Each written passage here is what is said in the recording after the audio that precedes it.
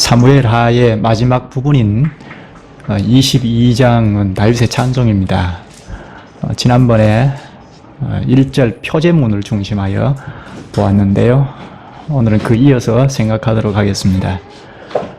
표제문인 1절에서 말하는 것처럼 22장은 다윗이 여호와께서 모든 원수의 손과 사울의 손에서 구원하신 그날을 상기하면서 찬송하는 다윗의 찬송입니다.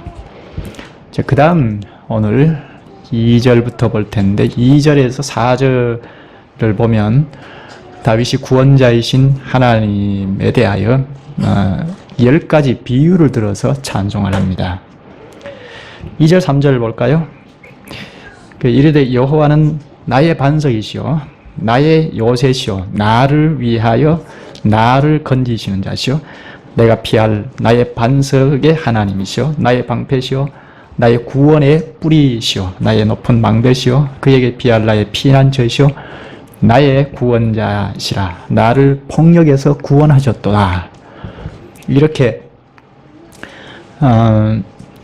10가지 비유를 들어서 하나님을 찬송하는데요. 다윗이 파란만장한 고난의 세월을 겪으면서 직접 체험했던 그 하나님을 노래하고 있습니다.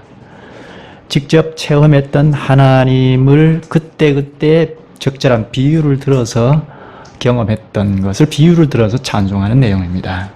고난의 현실 한가운데서도 여호와의 구원을 경험한 그 사실을, 그 실제를 찬송하는 것입니다.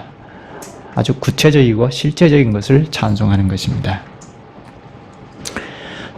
여기 나의 하나님, 나의 하나님이라는 것을 11번이나 반복해서 사용하는데 다윗이 나의 하나님인 것을 찬송합니다.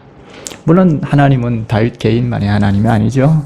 그러나 다윗이 나의 하나님이라고 말한 것은 그가 하나님과의 관계가 얼마나 친밀했는가, 친밀히 교제했는가 하는 것을 알 수가 있습니다.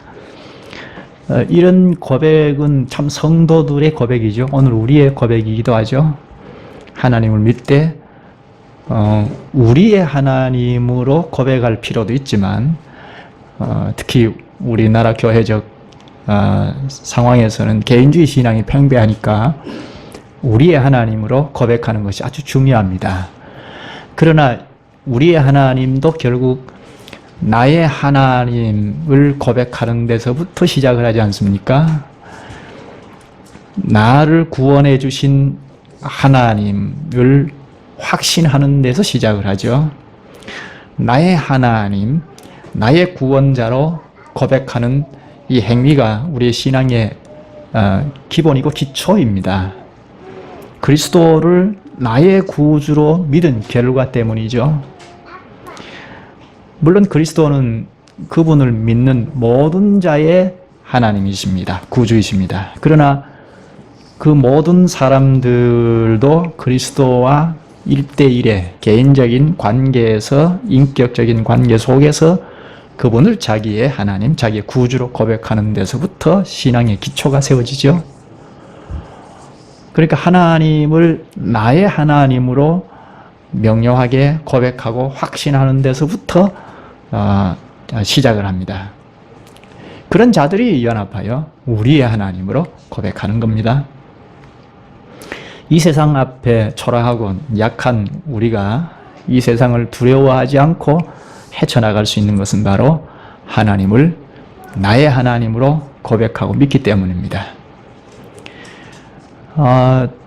또 다윗이 나의 하나님이라고 고백을 하는 이유는 하나님께서 여러 가지 모든 것을 사용하여 다윗을 보호해 주셨기 때문입니다. 하나님께서 다윗의 피난처 자체이시기 때문입니다. 우리는 다윗이 얼마나 심한 고난과 장애물을 통과하여 왕이 되었고 왕의 자리에서도 얼마나 많은 난관을 헤치고 나갔는지를 잘 알 수 있습니다. 그 왕 될 때까지만 해도 사울이 죽을 때까지 끊임없이 사울에게 피신하면서 그 죽음을 목전에 뒀다고 할 만큼 위기에서 피신하면서, 죽음의 위기에서 피신하면서 두려워하면서 살아왔죠. 그리고 왕이 된 이후에도 분열과 전쟁 등 온갖 시련을 겪다가 나라를 겨우 통일을 했죠. 통일한 이후에도 요압을 대표로 하는 신하들의 권력 다툼, 그로 말미암아 죽이고 죽는 그런 참상을 겪어야 했습니다. 그뿐 아니죠. 지금 이 시는 다윗 왕 치세 초기에 쓴 시입니다만, 그 범죄한 이후, 후기에 보면 범죄한 이후에도 온갖 수모와 수치를 당했고, 심지어 자기 몸으로 난 아들 압살롬이 반역하는, 그래서 도피해 나가는 그런 시련을 받기도 했습니다. 만일 이런 시련, 이런 모든 고난의 일들 가운데 하나님께서 계시지 않으셨다면 다윗이 무엇이 되을 수 있었을까요? 아마 우리가 도무지 알 수조차 없는 존재로 일개 목동으로 일생 살다가 죽었을 것입니다. 아니면 골리앗 장군을 물리치고 많은 인기를 얻었을 것 생각한다 하더라도 사울이 시기를 해서 그를 처형했을 것입니다. 그러니까 많은 인기를 누리고 잠깐의 인기를 누리고 했다 할지라도 사울의 시기를 받아서 처형을 당했을 것입니다. 왕이 되었어도 하나님이 계시지 않았다면 온갖 위기와 시련 속에서 자기 왕의 자리를 지키는데 급급한 아주 초라하고 불안한 인생을 살다가 생을 마감했을 것입니다. 그런데 하나님께서 다윗과 함께 하셨기에 그 위기 때마다, 그 어려운 상황 때마다 구원될 뿐 아니라 나중에 결국 이스라엘 교회를 회복하고 건실하게 세워가는데 자기 일생을 바치는 왕이 되었습니다. 그게 하나님께 영광이죠. 다윗은 이스라엘 모든 왕 중에 가장 모범적인 왕이죠.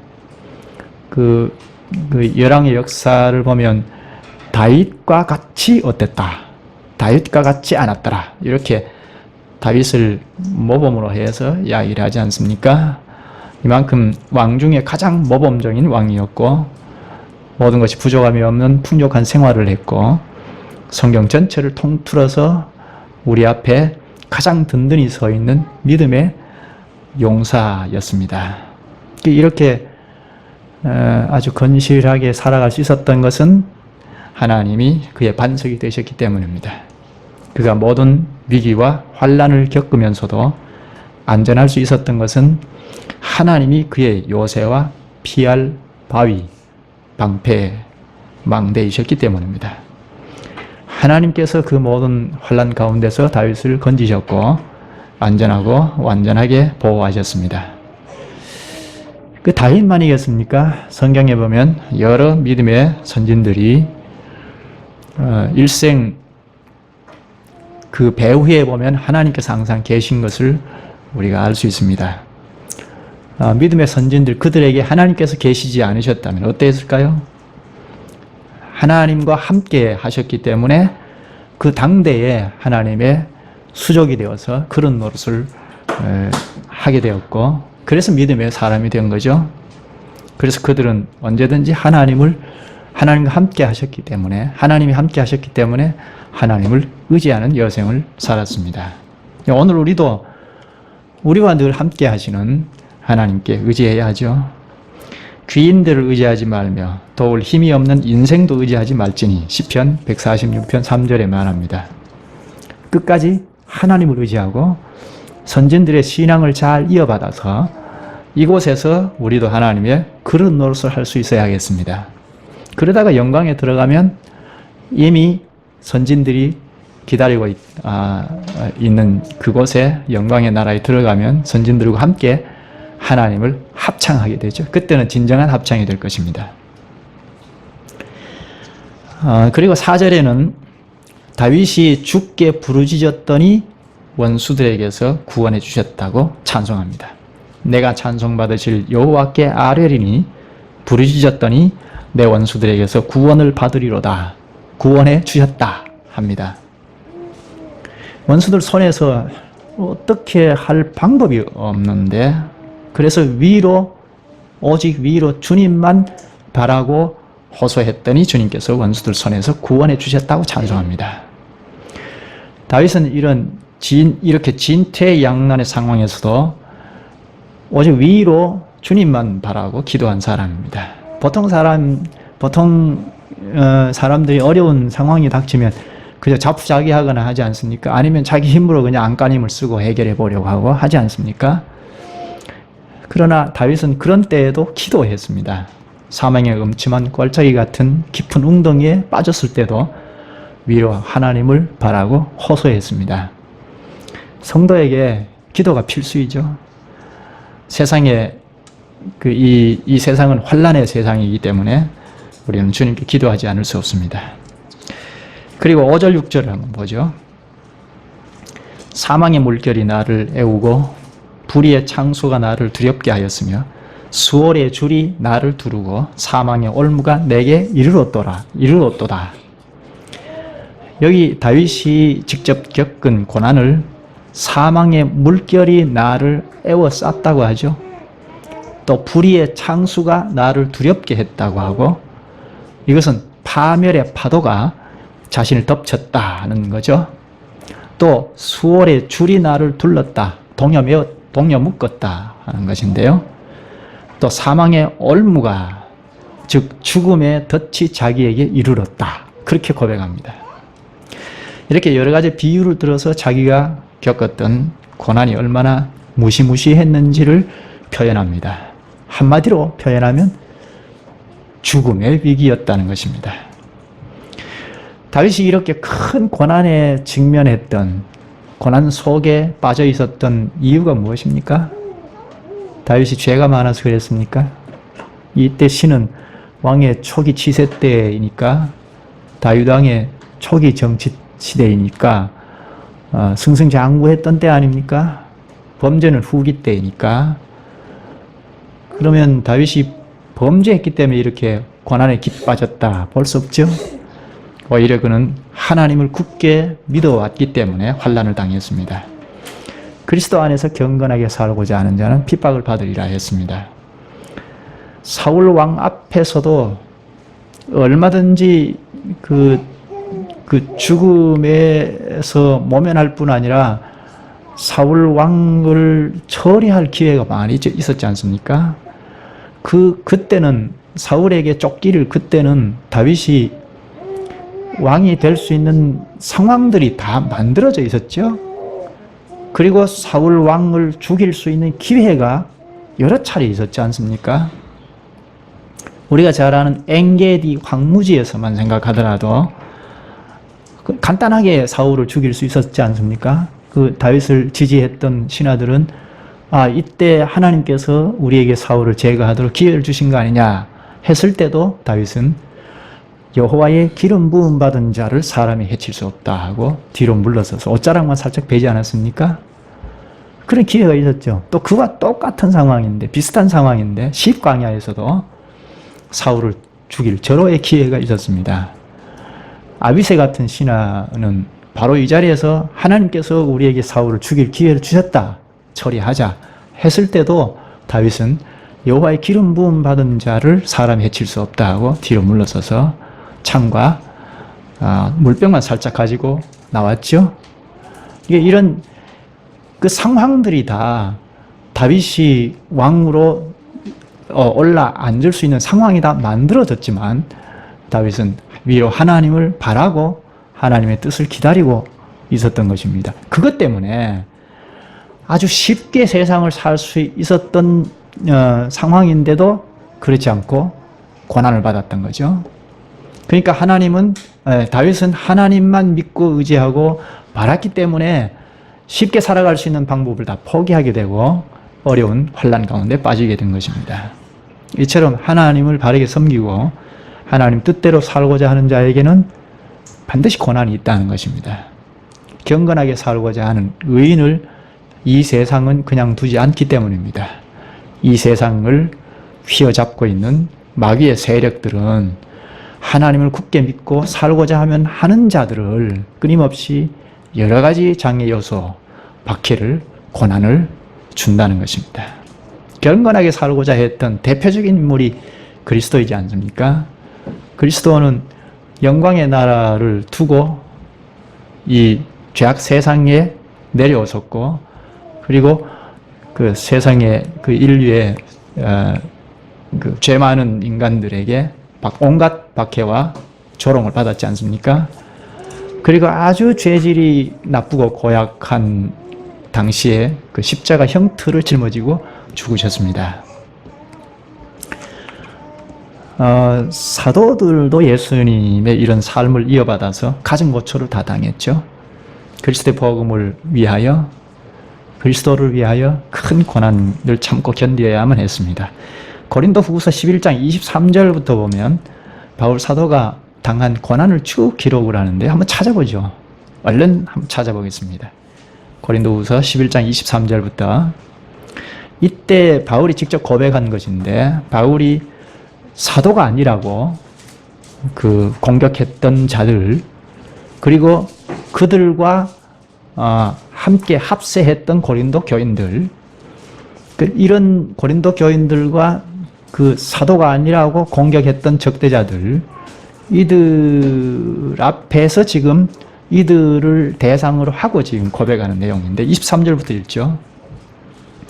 그들이 그리스도의 일꾼이냐, 바울 자신이 사도가 아니라고 하는 그들이 그리스도의 일꾼이냐, 그래 그렇다고 치자 하고 정신없는 말을 하거니와 나는 더욱 그러하도다. 내가 수고를 넘치도록 하고 옥에 갇히기도 더 많이 하고 매도 수없이 맞고 여러 번 죽을 뻔하였으니, 그 바울이 사도가 아니라고 주장했던 적대자들과 고린도 교인들이 주장했던 것을 100번 양보하여 그 적대자들이 그리스도의 일꾼이라고 치자.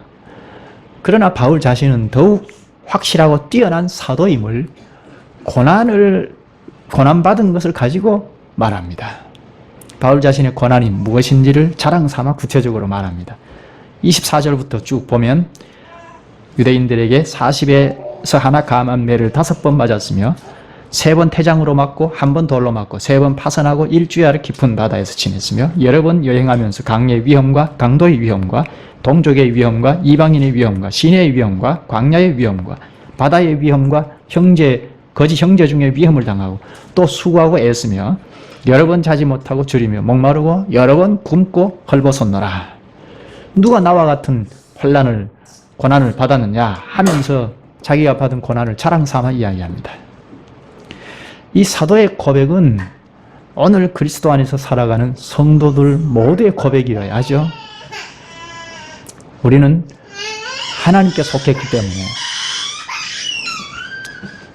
그리고 하나님을 굳게 믿는 믿음을 가지면 가질수록 이 악한 세상은 끊임없이 고난 가운데 처하게 합니다. 이 대적자들의 세력 아래 속한 세상으로부터 핍박과 고난을 받을 수밖에 없습니다. 경건하게 살고자 하면 필연 고난을 당하게 되어 있습니다. 그러니까 우리의 삶에도 두 가지예요. 좀 편한 생활을 할 수 있습니다. 얼마든지 할 수 있습니다. 그러나 주님께서 나를 따르려면 자기 십자가를 지고 따르라고 한 것처럼 주님을 따르고 주님을 굳게 믿는 자라면 고난을 받을 수밖에 없는 것입니다. 내 형제들아, 너희가 여러 가지 시험을 당하거든 온전히 기쁘게 여기라. 야고보서 1장 2절. 이 세상에서 당하는 환난을 이상한 일로 여기지 말고 그때일수록 하나님 앞에 나아가 기도할 필요가 있죠. 여기 시험을 당하거든 온전히 기쁘게 여기라 합니다. 하나님은 우리가 이기지 못할 시험당함을 그냥 두고 보시는 분이 아닙니다. 고린도전서 10장 13절에 보면 사람이 감당할 시험 밖에는 너희가 당한 것이 없나니 오직 하나님은 미쁘사 너희가 감당하지 못할 시험당함을 허락하지 아니하시고 시험당할 즈음에 또한 피할 길을 내사 너희로 능히 감당하게 하시느니라. 하나님께서 우리가 감당치 못할 시험을 주시지 않는다는 겁니다. 또 힘든 시험이 올 때 그것을 뛰어넘게 하시기도 하시고 피할 길을 주시기도 하십니다. 그러므로 우리가 환난에 빠졌을 때 미로 주님을 바라고 호소해야죠. 다윗이 그러했습니다. 본문 7절에 보면 내가 환난 중에서 여호와께 아뢰며 나의 하나님께 아뢰었더니 그가 그의 성전에서 내 소리를 들으시며 나의 부르짖음이 그의 귀에 들렸도다.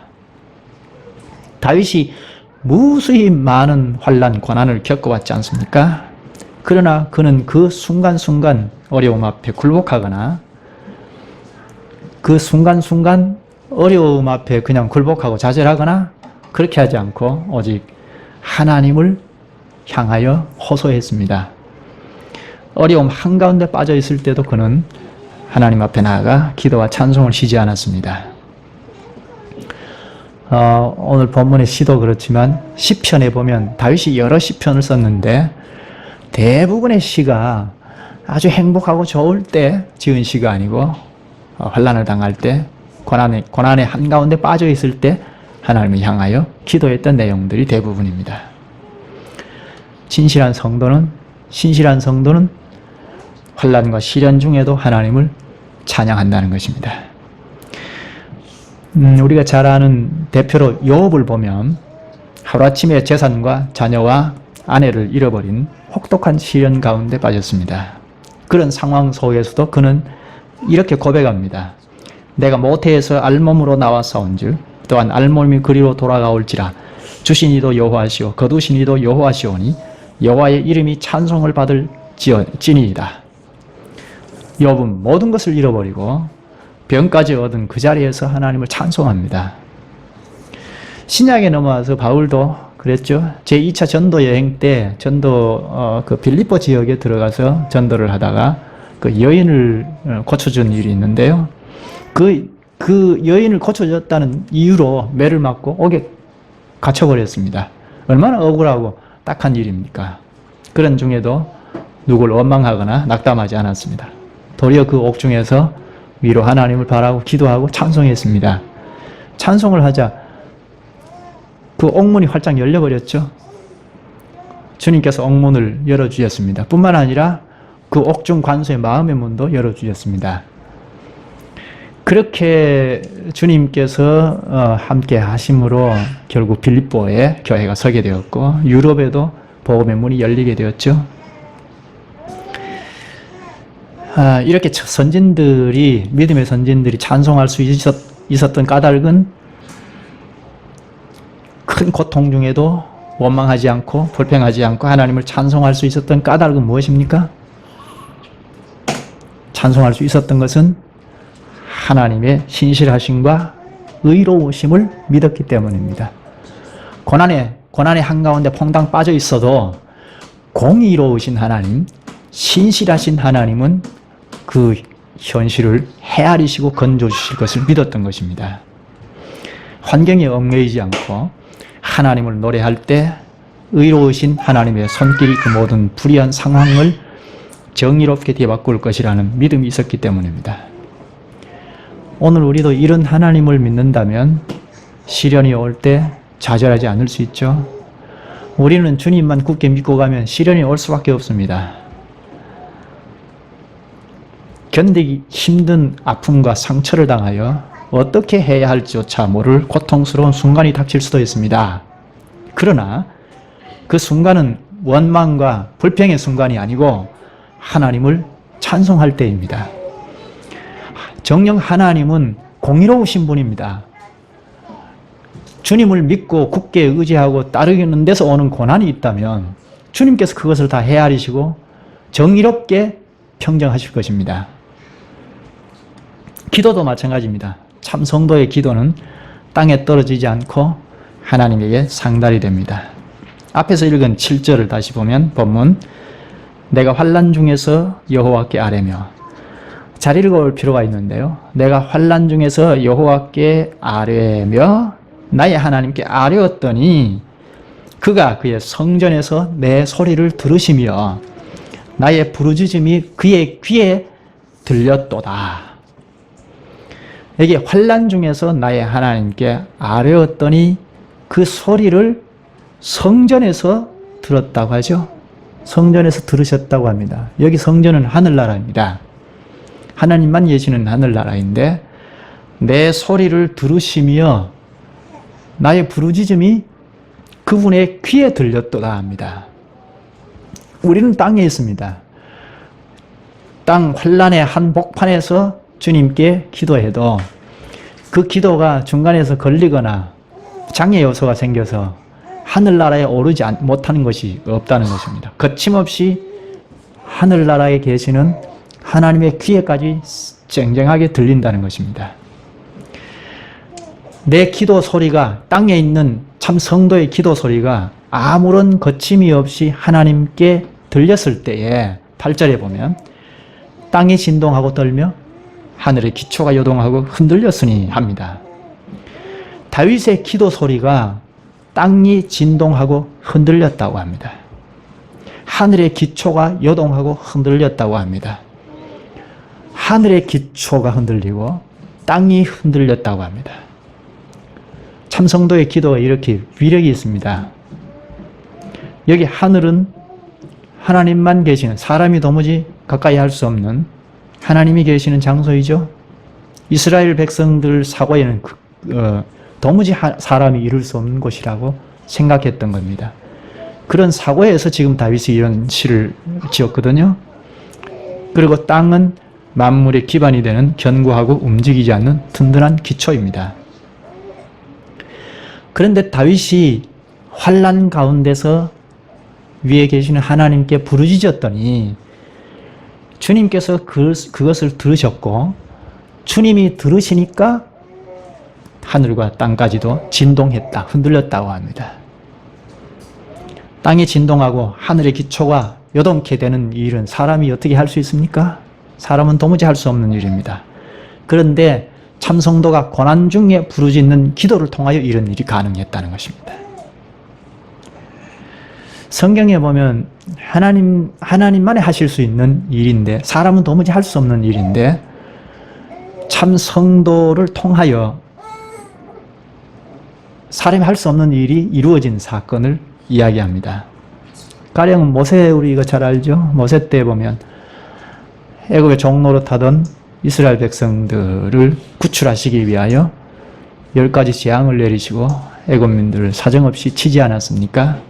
그리고 출애굽한 다음에 홍해를 가르는 일, 그리고 광야에서, 황무지 같은 광야에서 60만 이상이 되는, 장정만 60만 이상이 되는 이스라엘 백성들을 40년간 풍족하게 먹을 수 있도록 했던 이런 일은 다 기적이죠. 도무지 상상할 수 없는 일입니다. 그런데 이런 일이 다 기도를 통해서 가능했던 것입니다. 또 여호수아 때도 태양과 달이 멈춘 사건, 그리고 히스기야 때 태양이 멈춘 정도가 아니고 뒤로 물러나는 사건, 이것은 다 기도로, 참성도들의 기도로 말미암아 된 일입니다. 사람이 상상할 수 없는 일이 하나님께 들려지는, 하나님이 들으시는 기도를 할 때 이런 일이 발생이 된 것입니다. 이처럼 참성도의 기도는 하늘과 땅이 진동하고 불가능한 일을 가능한 일로 바꾸어지는 놀라운 일입니다. 이것이 무엇 때문입니까? 참성도의 그 기도하는 그 자리에 하늘나라에만 딱 좌정해서 계시는 것이 아니고 환난 한가운데서 기도하는 참성도와 하나님께서 임재해 계시기 때문입니다. 그 임재해 계셔서 성도가 부르짖는 그 기도를 들으시고 일하시기 때문입니다. 그래서 기도하는 자는 하나님과 동역하는 자라고 할 수 있습니다. 하나님께 호소하고 기도할 때 하나님께서 그 자리에 임재하셔서 그 기도를 들으시고 일을 하시니까 기도하는 성도는 하나님과 동역자라고 할 수 있죠. 기도가 이렇게 중요합니다. 기도하는 자가 하나님의 능력을 행사하며 그분의 임재와 일하심을 세상에 나타낼 수 있습니다. 야고보서 5장 16절에 그러므로 너희 죄를 서로 고백하며 병이 낫기를 위하여 서로 기도하라. 의인의 간구는 역사하는 힘이 큼이니라 합니다. 하나님께서 우리의 기도를 이렇게 귀하게 보십니다. 기도하시죠. 자비하신 주님, 주님께서 사망의 깊은 수렁에 빠진 다윗과 함께 하시고 구원하심으로 당시에 주님의 나라와 교회를 회복하시고 평안케 하시고 하나님의 이름을 주변 이방인들에게 다 증거하신 것처럼 오늘 저희에게도 어려움과 환난 가운데 처했을 때에도 늘 함께 하실 뿐 아니라 구원의 은혜를 베푸심으로 주님을 찬송하고 이방인들도 놀라게 하시옵나이다.